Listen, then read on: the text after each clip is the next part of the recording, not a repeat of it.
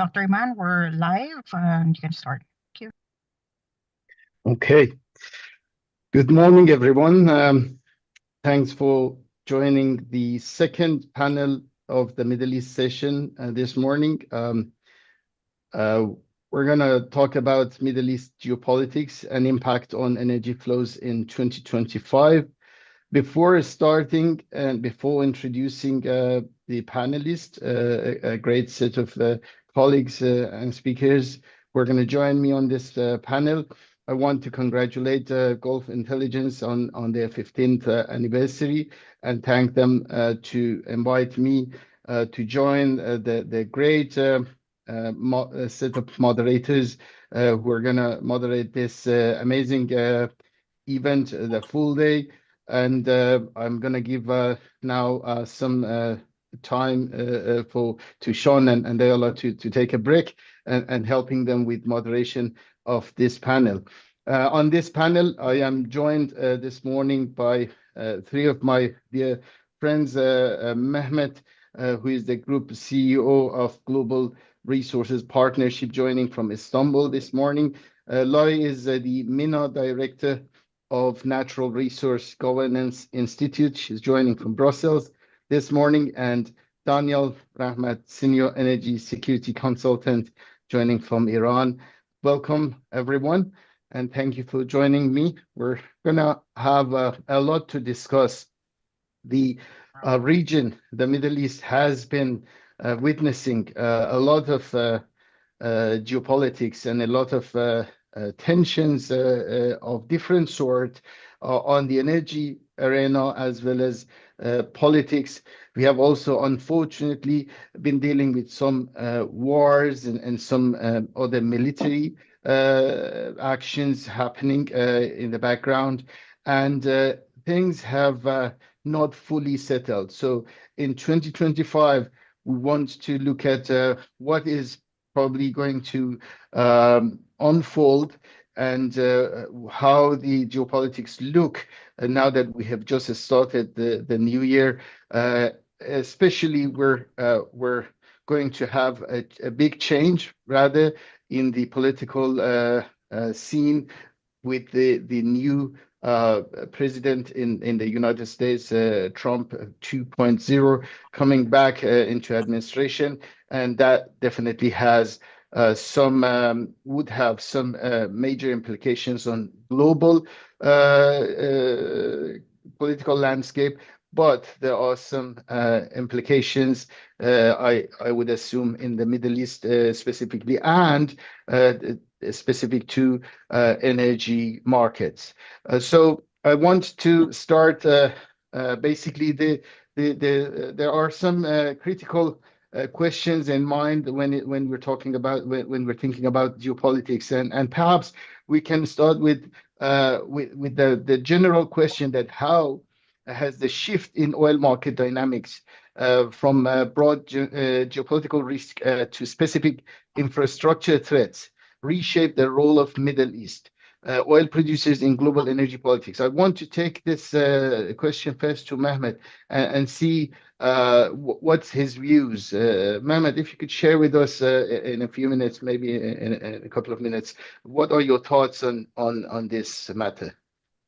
Well, I mean, you said in your introductory remarks, things have not settled in the Middle East. I can assure you that it's not going to settle in 2025 and beyond either, because this region is synonymous with conflicts and energy security concerns and heating up the agenda. And the Trump is coming to White House on 20th of January, but already he started making headlines and waves. And I hope he's not going to have statements like he did about Panama, Canada, and Greenland regarding the Middle East as well. And so critically, of course, in the Middle East, Israel has become a key player now on the ground and made huge gains vis-a-vis proxies of Iran in the region, and came all the way almost 25 kilometers to Syria. And so clearly 2024 was a success story from Israeli point of view, although it created also so much massacres and sad scenes we have seen in Gaza and elsewhere. But clearly, Israel will continue its trajectory, it seems, and not only in Syria, Lebanon, but also the possibility of striking Iran at some point. And this is going to really create a havoc with the markets and with energy flows and strategic choke points like Strait of Hormuz, where almost 20 million barrels of oil pass daily. And if there's going to be any mining of that or blockage, even temporarily, it's going to have a huge impact. And of course, the other big powers like China, Russia, how they are faring in the Middle East is very important to look at. And although Iran and Russia somehow reduced their footprints in the region as a result of what happened in Syria, and also Russian focus in Ukraine, but they are still major powers. And clearly China is going to make the day in 2025, because it also brokered the deal between Saudi Arabia and Iran, and huge infrastructure investments going forward. Therefore, I can say that energy transition concerns and renewable nuclear development in the region, and the concern how the geopolitical play will move forward is going to affect both oil and gas flows from the region, and how the region is going to respond to energy transition concerns in Europe and elsewhere. Thank you, Mehmet. You touched on a few important topics. I'm going to come back to you with a few more specifics. But Laury, you focus a lot on the East Med, and I want to ask you that same generic question, but perhaps from the angle of East Med. We always have had Lebanon and Israel, Syria, part of the Middle East broader geopolitical scene. Now we have had over the past 6 months to a year, or even if we can include the Gaza, which is over a year now, tensions there. The biggest perhaps change was the change in the regime in Syria. Now all of that East Med, how does that impact specifically, or what are the potential implications in New Year for the Middle East oil producers? Yeah, thank you very much. And thank you for the Gulf Intelligence always for inviting me at the beginning of the year to reflect on the year before and the year to come. Just to say that my year wasn't very, I didn't start with a good year, but I decided that I want to be very optimistic for 2025.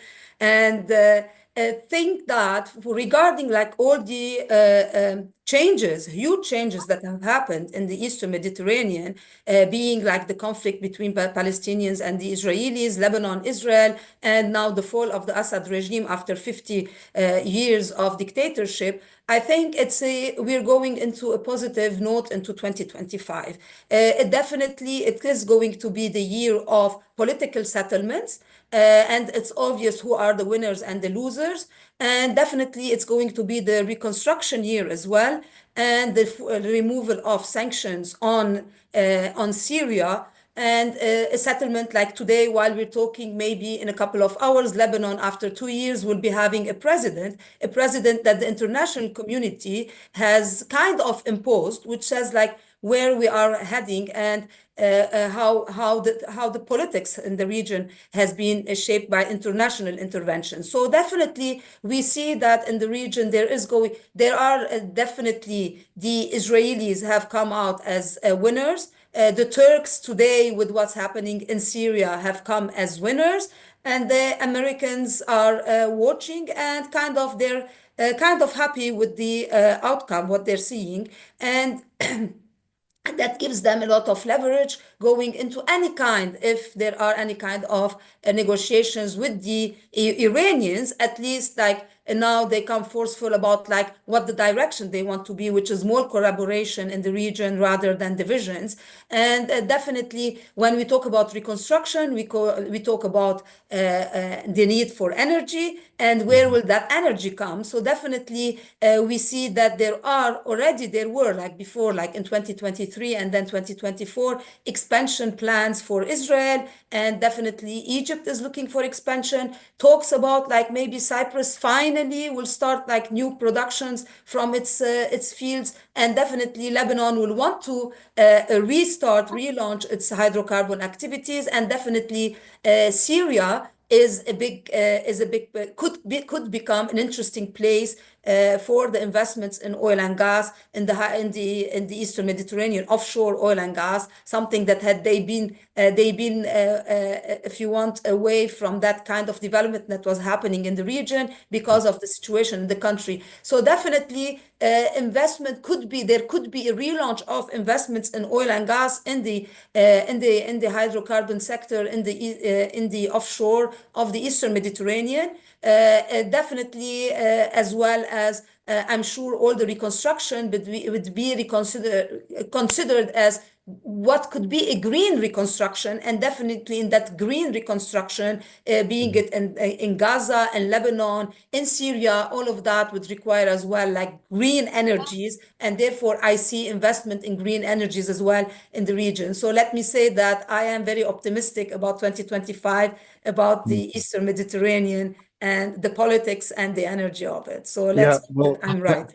Thank you, Laury. Optimism is always very much appreciated and much needed to move us forward. We can't live without that. With Mehmet's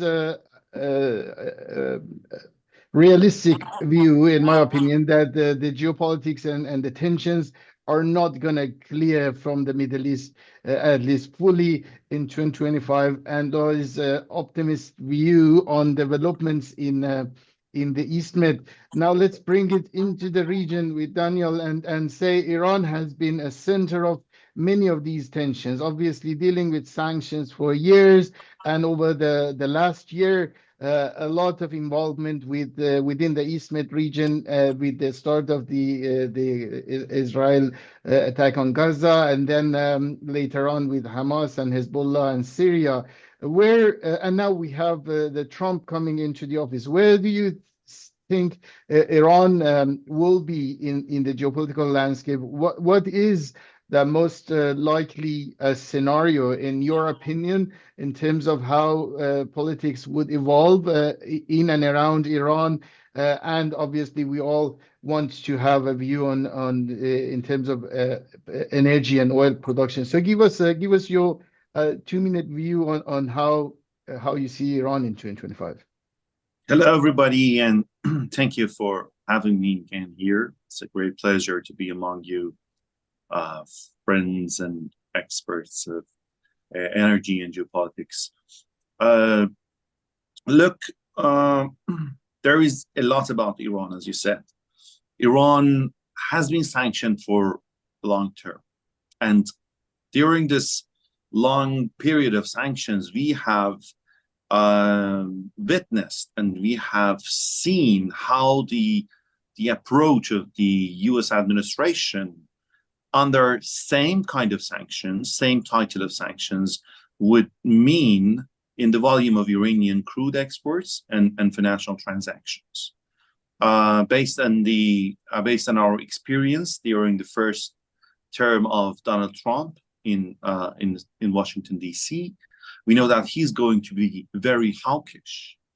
And I believe that would be very naive if we think he's going to try to make kind of negotiations first, and then if he does not succeed, increase the pressure of sanctions. He's going to start with pressure, and he's going to be very hawkish on Iran, and that would definitely, in spite of the Iranian establishment's actually claims that the implementation of sanctions for Donald Trump is not going to be like his first run.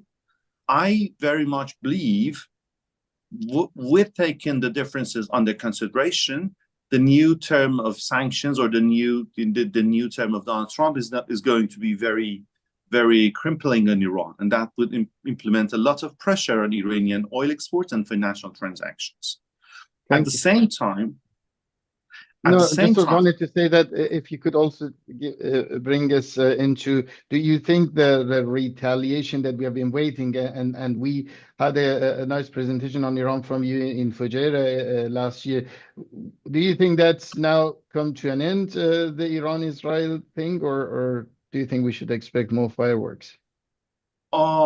look, I think Iran at the time was just trying, we were just using force and its hard power against the Gulf countries was possible because there was a war in Yemen. You know, the war in Yemen came to a ceasefire due to a strategic pressure from Beijing's side. You know, Beijing is important, you know better than me, that Beijing is important a huge amount of Iranian oil, and Iran is 100% dependent on the revenue coming from China. And China used that leverage to actually take the crisis in Yemen with the GCC countries to an end, let's say to a sort of ceasefire, stable ceasefire. And if Iran wants to flare up the crisis again, it should somehow forget about China's umbrella. And I think China's umbrella is very vital for Iran. So actually restarting such kind of fireworks in Fujairah, in Aramco, elsewhere, directly or through proxies would be very complicated. I have very much doubt whether Iran, at least the rational division of Iranian decision-making system, you know the diversity of the system, at least the rational part of that would very much hesitate doing that again, or at least in the same level. At the same time, I believe that we need to consider two major changes in the region. First one is in geopolitics, where you know that there should be a strategic ground to do a strategic partnership with someone. The strategic ground for Iran and Russia was Syria. Now, can you hold your thoughts there, Daniel, because we want to get keep your thoughts on these strategic partnerships. That's actually a good transition to go back to Mehmet and say, Mehmet, the Turkey and Russia are neighbors to the Middle East region and East Med, but they have been intertwined and very much influential and critical players in energy and politics with this region. Where do you see these two players, especially both of them have also been actively involved with the Assad administration over the years. Now with the new Syria administration and all of these geopolitical tensions, where do you see these two players positioning themselves in the energy and political landscape in 2025 and beyond? I mean, clearly Moscow and Ankara are very important partners.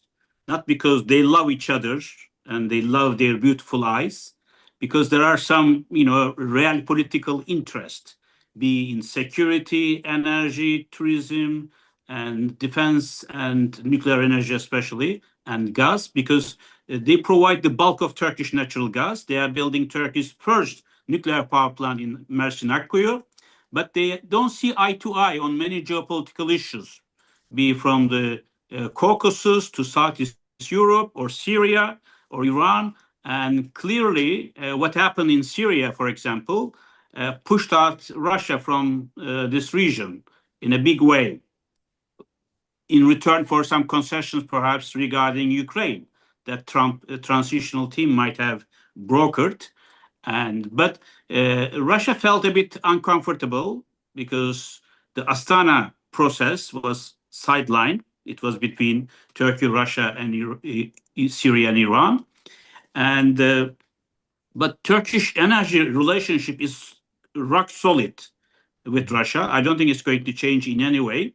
Plus, now that the transit route via Ukraine is closed, and Turkey might be providing additional Russian gas through its own Turk Stream 2 pipeline, and also gas coming from Azerbaijan and elsewhere. And therefore, I don't expect Turkish-Russian relations to worsen, because there is a chemistry between Erdogan and Putin. They are very pragmatic-minded. They know where to conflict, where to make a deal. and therefore it's going to continue. In Syria, the real problem will be with Israel, the US actually, and some of the Arab countries, because in which direction the new regime in Syria will move. They are talking about the constitution and next elections in the next 4 years. This is too long. I don't think we can wait that long. And whether Turkish influence will be dominant there, or the first foreign visit is going to take place by the Syrian leader to Saudi Arabia. This is a precondition, UAE. So $400 billion worth of reconstruction will be needed in Syria. And who is going to pay for that? Who is going to undertake that? And also the political military structure to be reestablished. Huge challenges. I think we will talk a lot in 2025 about Syria more than anything else. Whether Israel and Turkey, because I want to underline that, at some point, let's say in the next 6 to 7 months, with also pushing from Trump, Turkey and Israel might start talking again as two major powers to reckon with in the region, although they don't like each other. Thank you, Mehmet. Some interesting comments there. Before going to Laury and ask, in fact, about some of the final statements Mehmet made, we have the survey question for this panel, which says, what is the primary challenge Gulf oil producers must address in a shifting geopolitical and energy landscape? I invite everyone, our panelists and audience, to participate, and we'll look at the results later. But Laury, the investment and infrastructure, this is something very important for this region. We have had a similar situation, wars going on. Iraq is heavily in need of those things, and now we have Syria back into the same. But basically, overall and globally, how do you see the resilience of global energy infrastructure against these targeted threats without basically disincentivizing investment in security? The whole investment and security go hand in hand, and within that optimistic view that you had, do you see more investment coming into the region and East Med, and maybe from some of the Gulf producers? Look, to say that the experience has been that if there is not a political settlement and a guarantee for especially the Gulf investors to invest in the Eastern Mediterranean or in North Africa, they wouldn't invest. Because as you know, like especially the Gulf countries are the ones that have the financial capacities to any kind of investment, of course, alongside the US and alongside the EU. So these are the countries, then these are the parties that whoever needs reconstruction, whoever needs investment in the Middle East, look for. And today, as you know, that there is a big investment in internal and domestic diversification, economic diversification in many of the Gulf countries because of the threat of the energy transition and the future where the revenues from oil and gas will be less and less. So they want to secure themselves first. So it's everyone, it's in everywhere, it's my country first. And any investment outside their country is like how much of this investment is not going to go to waste. And based on that, we've seen like Gulf countries, they were not very much interested in investing in Lebanon, investing in Syria, investing in places, even in Iraq, if they felt that their investment is not secured because the politics is not secured. And that was like, if politics is Iranian politics, we're not interested. Even under the appeasement that had been made when Saudi Arabia and Iran made the deal under the Chinese umbrella, but they were like where the countries where we don't see that there is a political line and the political alignment that is in favor of the Gulf, that is in favor of the international community, they were not interested. Now the shifts and the changes that are happening, again, everything that has happened since 7 October, and we like it or not, like the wins that Israel has made, the losses that Iran has taken, the fall of the Assad, and seeing that the new establishment that is being put in system We like it or not, we like their tendencies or not, women are worried about it or not, etc. But there is kind of an agreement that let's give them a chance. And let's give them a chance, it means that they would remove sanctions and they would do it bit by bit, slowly. So this is a confidence building measure. They remove some sanctions. They make sure that everything is going in the right direction, especially for Syria. Syria is the big place now. It's the hot place for investment. And then if they can invest, they will invest. So it will be gradual investments that is going to come in Lebanon, in Syria, and definitely it will have implications on Iraq as well, because as you know, Iraq has development plans that need investment as well, and it cannot be only the Iraqi money that invests. They need other money, and other money is Gulf money, other money is European money, other money is American money. All of that requires that there is a political settlement that is in accordance with it. So that's what we are going to see.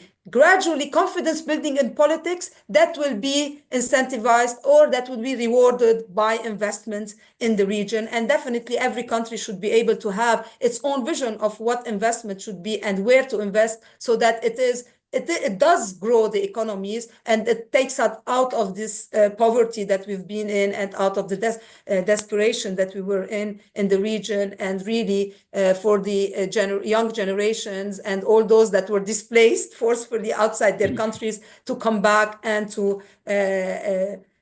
work on rebuilding their countries. Thank you so Again, much. I end on a positive note. Yeah, that's very much appreciated, Laury. So the result of the survey suggests that 50% view is on navigating potential geopolitical disruptions, including the return of Donald Trump to office.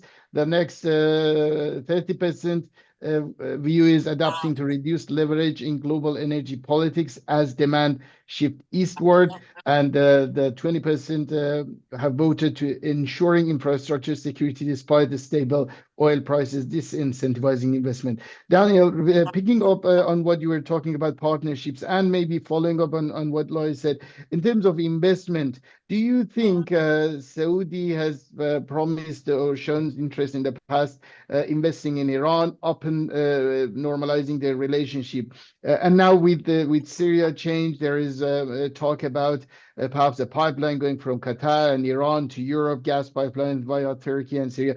All of these investments within region, which also again has some Iran implications. But where do you see these partnerships have impact on the energy investment in the Middle East? Iman, let's consider that if the war in Ukraine comes to an end, there would be a big question whether Russia is going to continue its strategic partnership with the Gulf or not.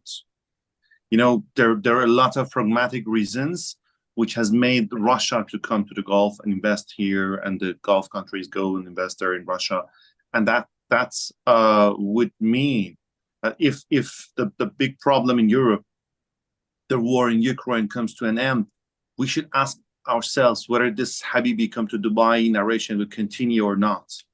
If not, if Russians do not continue such a strategic partnership with the Gulf, which makes a lot of money for actually Gulf countries, that would be a big problem in oil infrastructure and the investments which already have happened here. On the other side, in Syria, you should consider that Syria without Turkey would be a non-safe place, no guarantees, nobody to guarantee the security, whatever. So Turkey is going to be the main player in Syria. And if Saudis or anybody else want to go inside Syria, they should make a sort of arrangement and agreement with Turkey and Istanbul, in Ankara. Sorry, I'm still in the Ottoman era. And with Ankara, and then they should convince Turkey and also consider Turkey's interest in there. Turkey's role in the Middle East will increase very significantly. And also we need to consider that Turk contractors are very agile, very powerful, very rich, and Syrian economy very much fits with the type of industries in Turkey. So we need to consider Turkey as the new superpower, not an emerging one, the new realized superpower in the region. Also, Turkey's role in the Middle East will increase very significantly. I think Turkey, considering their presence in Libya and with their presence in Syria, they will continue to go inside Lebanon, and they will continue their Mavi Vatan project, which is going to give them the upper hand in the Middle East, and they will force Daniel, we Israel have come to an end of our session. This is an interesting topic that we all can talk for hours, but unfortunately, we need to give the stage to the next panel, who are coming after us with Frank, sorry, moderating that on the OPEC Plus. Thank you so much, everyone, for joining me, and thanks again, Gulf Intelligence, for this. Thank you very much. Thank you. Thank you. Bye-bye. Have a nice day. Thank you. Goodbye. Okay.